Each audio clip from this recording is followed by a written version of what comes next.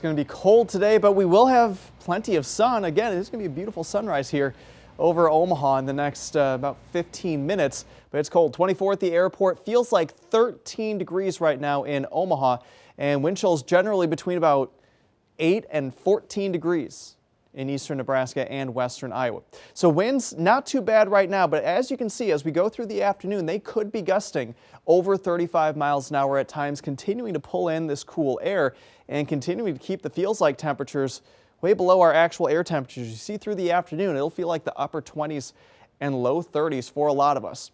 So we will have plenty of sun this morning. By noon, temperatures in the mid to upper 30s, but remember, wind chills are going to be about 15 to 20 degrees cooler than that. Late this afternoon, a couple of isolated flurries are possible north and northeast of Omaha, with actual air temperatures climbing into the upper 30s and low 40s today.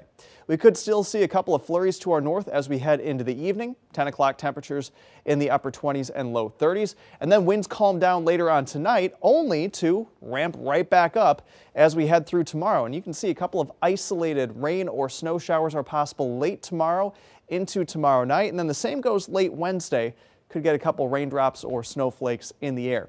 But generally dry over the next 3 days. We're going to stay in the 40s all the way through Thursday, and that has our best rain or snow chance coming up for us. Again, at this point, kind of 50-50 either way there. 50 degrees, as I mentioned, on Friday, and then by the weekend, we finally start to warm back in the 60s Saturday and Sunday.